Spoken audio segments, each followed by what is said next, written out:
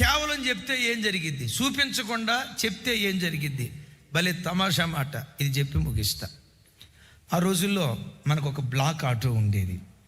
ఆ black auto మీద దేవుని కృప, ఈ రోజుల్లో మనకున్న కారుల మీద ఎంత పరిచర్య జరిగిందో ఆ ఆటో మీద అంత పరిచర్య జరిగింది. ఆ ఆటో మీదే జగదేవ్పూర్ కేసీఆర్ గారి ఫామ్ హౌస్ ఉంది కదా, ఎర్రవెల్లా నల్లవెల్లా, అదే అక్కడ కూడా వెళ్ళాం ఆటో మీద. ఆ రోజుల్లో నేను దైవజనరాలు. ఆ రోజుల్లో అప్పుడప్పుడు మా డ్రైవర్ ఎవరో తెలుసా? జార్జ్ అన్న. జార్జ్ అన్న ఆటో ఎక్కాడా అంటే, అన్న డ్రైవింగ్ చేశాడంటే, అన్న మన ఆటోని దాటుకొని కారు ముందుకెళ్ళిందా అన్నయ్య, ఆ కారు దాటిపోయేటట్టు మన ఆటో తోలుతాను అన్నయ్య. తమ్ముడా అది కారు తమ్ముడా, మన ఆటో అంత స్పీడ్ లేదన్నా, నేను తోలుతానన్నా. సరే నీ చిత్తమే సిద్ధించును గాక. అనే విచిత్రం ఏంటో తెలుసా, ఆ ఆటో మీద కారు దాటి డ్రైవింగ్ చేసుకుంటూ వెళ్ళిపోయేవాడు. మొత్తానికి ఆ రోజుల్లో ఒకసారి మిలిటరీ ఏరియా దాటి హకీంపేట దాటి అక్కడ ఒక డెంటల్ కాలేజ్ ఉంది. ఈ ఏమంటారు, ఈ వేస్టేజ్ అంతా వేస్తారు అక్కడికి వెళ్ళాం. అది దాటి ఇంకా చాలా దూరం వెళ్ళాం. ఇక రాత్రి మా మీటింగ్ అయిపోయేసరికి 12 అయిపోయింది. అది కొత్త. నేను చెప్పే సంగతి 2005. ఈ రోజుల్లో ఉన్నట్లుగా ఆ రోజుల్లో అంత ఫోన్స్ అందుబాటులో లేవు. సరే విచిత్రం, అది అందులో అమావాస్య సెకటే. అట్లాగని అమావాస్య అంటే మనకేం భయం లేదు. ఆ ప్రార్థన అంతా అయిపోయిన తర్వాత ఆటో స్టార్ట్ చేసి బయలుదేరేటప్పటికి ఆటో ఫ్రంట్ లైట్ ఉంది కదా, అది గుడ్డిదైపోయింది. ఏమైందో, ఫీజులు ఊడిపోయినాయో ఏం జరిగిందో తెలియదు, లైట్ పోయింది. సరే అయినా మెల్లిగా సాహసం చేసి ఇక డ్రైవింగ్ చేద్దామని చెప్పి డ్రైవింగ్ చేసుకుంటా ముందుకు వచ్చే ముందు ఒక తల్లి, అయ్యగారు మీరు ఉండేది షాపూర్లోనే కదా, నేను కూడా వస్తా అయ్యగారు, నాకు కూడా అవకాశం ఇవ్వండి అని అన్నారు.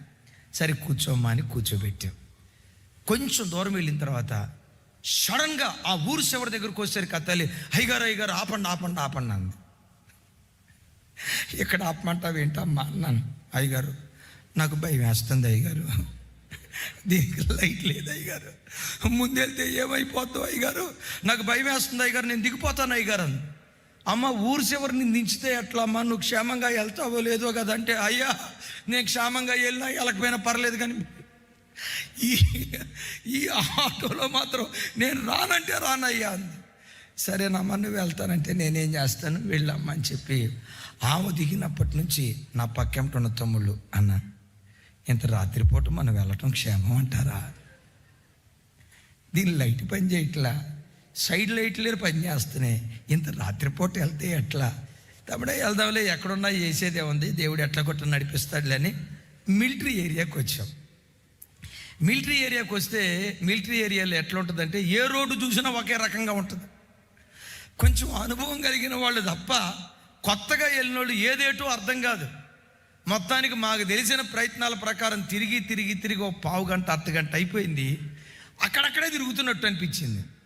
అక్కడ ఒక జవాన్ ఉంటే ఆయన దగ్గరికి వెళ్ళి, సార్ ఇక్కడ నుంచి కరీంనగర్ హైవే ఎట్లా వెళ్ళాలి అన్నా. ఆయన అన్నాడు, మేరకు తెలుగు నయాత. నేనన్నా, ముసుకో హిందీ నయాత, క్యా కరెంగే అన్నాడు. అప్పుడు కొంచెం ఆ పదం ఈ పదం కలిపి నేను అందుకునే లోపు అక్క దేవుని కృప బహుభాషా కోవిదురాలు ఆమె ఏదో చెప్పింది. ఎట్లా వెళ్ళాలి భయ్యా, ఎదురుసే కరీంనగర్ హైవే కైసా జానా అన్న. ఓ ఐసా అవును ఐసా देखो भैया, इधर से स्ट्राइट चलो, ओके, उधर से राइट चलो, और उधर से स्ट्राइट चलो, और लेफ्ट, और स्ट्राइट, और राइट, स्ट्राइट, लेफ्ट, और स्ट्राइट, और राइट.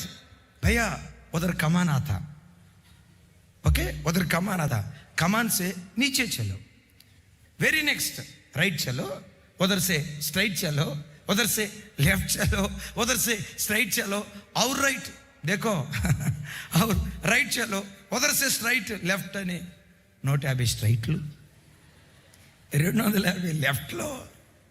విన్నారా? ఒక 100 స్ట్రైట్లు మొత్తం కలిపితే ఓ 50-100 దాకా అయ్యేటట్టుగా రైట్ స్ట్రైట్ చెప్పాడు. ఆ రోజుల్లో ఈ జీపీఎస్ సిస్టమ్ లేదు కదా, జీపీఆర్ఎస్ సిస్టమ్ లేదు కదా. సరే ఆటో తీసుకొని స్ట్రైట్ రైట్, వదర్సే straight, or left, or straight, or left right కమాన్ రాలా.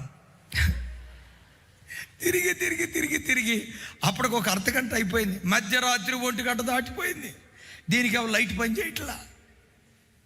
మధ్యరాత్రి 1 గంట దాటిపోయింది. సరే తిరిగి ఏం అర్థం కాక అక్కడ ఇంకో జవాన్ కనపడితే ఆయన దగ్గరికి వచ్చి, భయ్యా ఎదర్సే కరీంనగర్ హైవే కైసా జానా అన్నాం.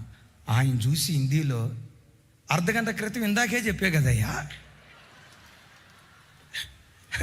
అర్ధగంట క్రితం ఇందాక చెప్పడం ఏంటయ్యా, మీరు చెప్పలేదే, మీరెప్పుడు చెప్పారు అంటే, ఇందాకే అర్ధగంట క్రితం చెప్పే కదా అంటే. ఇందు మూలంగా తేలిన ఫలితార్థం ఏమనగా, అర్ధగంట తిరిగి మరలా ఎక్కడికి వచ్చావు చెప్పాలి, ఎక్కడికి వచ్చావు, అక్కడికే వచ్చావు. మిమ్మల్ని అడుగుతా, ఇక్కడ తప్పు ఎవరిది, ఆయిందా నాదా? తప్పు ఆయిందా నాదా? తప్పు ఆయిందా నాదా? అదా ఆయన తప్పని నేను అనలేను, కానీ ఆయన చెప్పాడు కానీ చూపించలా. చెప్పాడు చూయించలా. బాబు ఇటు రండి నాయన, ఇటు వెళ్ళండి అయ్యా, ఇటు వెళ్ళండి. ఆ కరీంనగర్ హైవే వచ్చేదాకా తీసుకెళ్తే అసలు బాధే ఉండేది కాదుగా. అంటే నేను ఆయన తప్పు పట్టను, కానీ ఇక మనకి వచ్చిన ప్రతి ఒక్కరికి రోడ్డు చూపించుకుంటా ఉంటే వాళ్ళ ఉద్యోగాలు ఏమైపోతాయి అంటే నేను అనే మాట, చెప్పాడు కానీ ఒక తల్లి రే ఇలా బ్రతుకు కాదు బిడ్డ, నేను ఎలా బ్రతుకుతున్నానో చూసి నాకులాగా బ్రతుకయ్యా. అలాంటి వాళ్ళు మంచి కాపర్లు. అట్టివారు యేసుక్రీస్తు ప్రత్యక్షమయ్యేటప్పుడు ఆ ప్రధాన కాపరి బహుమతులు తీసుకొచ్చి ఒక్కొక్క తల మీద వాడబారని కిరీటం దేవుడు ఉంచుతాడు. ఆయన కాపరి ఎలాంటి కాపరి? లాస్ట్ స్వరమెత్తాల, మంచి కాపరి. రెండో, మంచి కాపరి ఏం చేశాడు? గొప్ప కాపరి ఏం చేశాడు? ప్రధాన కాపరి ఏం చేయబోతున్నాడు? మరలా రాబోతున్నాడు, ప్రత్యక్షం కాబోతున్నాడు, ఒక్కొక్కరికి బహుమానాలు ఇవ్వబోతున్నాడు. నేనంట, ఇంత గొప్ప కాపరి మనకుండగా ఎందుకు మనం భయపడాలి? ఇంత నమ్మదగిన దేవుడు నీకుండగా ఎందుకు నువ్వు కలవరపడాలి? ఒక మాటను, నువ్వు ఉన్నావని ఒక్క ధైర్యంతో నేను బ్రతుకుతా యేసయ్యా, నాకు చాలిన దేవుడు. మోకరించుదాం.